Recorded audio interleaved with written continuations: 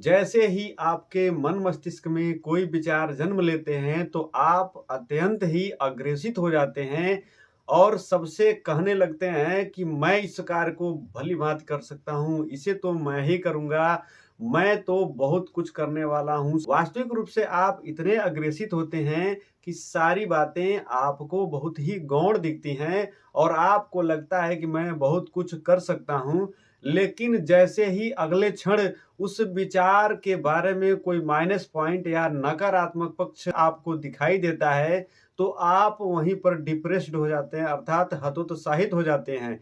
तो जब आप हतोत्साहित हो जाते हैं, तो जो विचार आपके मन मस्तिष्क में आया था, आप उस विचार को छोड़ देते हैं और पुनः अपने जीवन के ढर्रे पर चले आते हैं और जैसे ज़िंदगी चल रही होती है, उसी प्रकार ज़िंदगी को चलने देते हैं। क्या आपने विचार किया है कि आपके साथ ऐसा होता क्यों है? आप विचार करिए, इसलिए ही तो हम यह वीडियो लेकर के आए हैं। जय श्री कृष्ण साथियों, मैं विजय आपको अपने इस मोटिवेशनल चैनल श्री कृष्ण विजय मोटिवेशन पर बहुत-बहुत स्वागत करता हूं।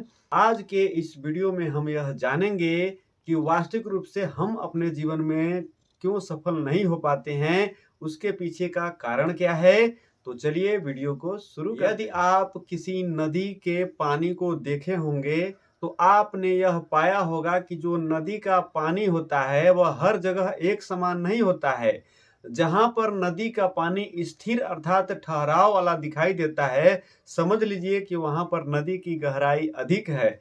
लेकिन जहां पर पानी का ठहराव कम नजर आता है तो वहां समझ लीजिए कि गहराई नहीं है। बिल्कुल इसी प्रकार हमारे भी जीवन के साथ यह नियम लागू होता है कि हमारे यदि विचार गहराई में हैं तो समझ लीजिए कि हमारे अंदर ठहराव है। लेकिन यदि हमारे विचार उस गहराई को प्राप्त नहीं कर पाए हैं तो समझ लीजिए कि हमारे अंदर ठहराव का अभाव है।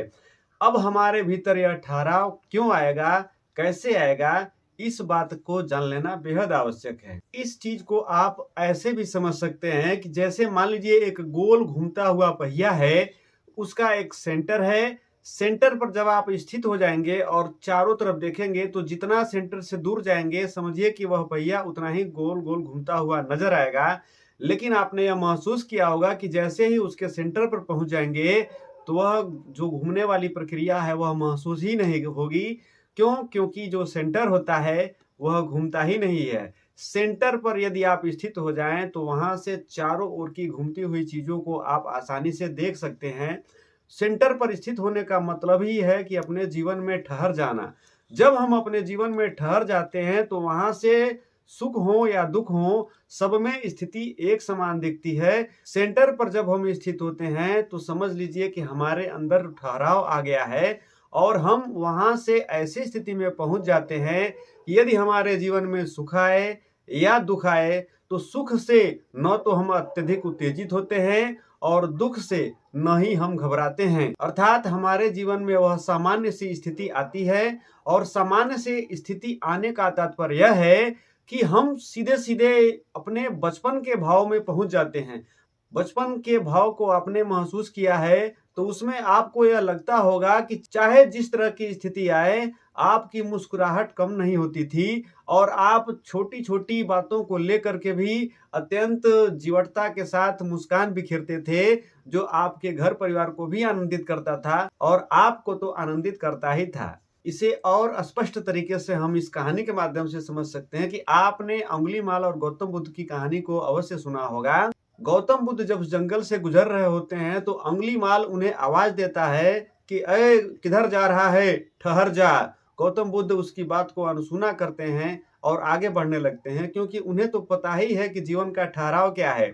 अंगुलीमाल पुनः आवाज देता है कि अरे क्या बहरा है जो तुम्हें सुनाई नहीं देता है। क्योंकि जो अंगुलीमाल होता है उसके अंतरात्मा को चोट पहुंचती है कि ऐसा कौन सा व्यक्ति आ गया जो मेरी बात पर नहीं रुक रहा है, क्योंकि मैं तो किसी को भी आवाज देता था तो हर कोई एक आवाज पर ही हमारे रुक जाता था। ये कौन सा व्यक्ति आ गया जो हमारी आवाज को अनसुना कर दे रहा है। उसके अंदर उद्विग्नता और प्रबल हो गई। जब गौतम बुद्ध दूसरी बार उसकी आवाज को सुनते हैं तो कहते हैं कि मैं तो ठहर गया, लेकिन तू कब ठहरेगा।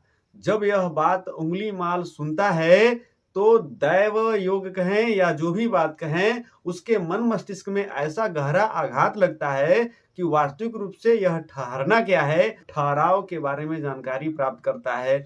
जब उसे जीवन के ठहराव के बारे में पता चल जाता है तो उसका जीवन वहीं पर बदल जाता है। जीवन में ठहराव अर्थात सेंटर का तात्पर्य यह है, back to the basics, this is the centre of life. अर्थात आपकी जो मूल स्थितियां हैं उसके तरफ यदि लौट गए तो समझ लीजिए कि वही आपके जीवन का केंद्र बिंदु है।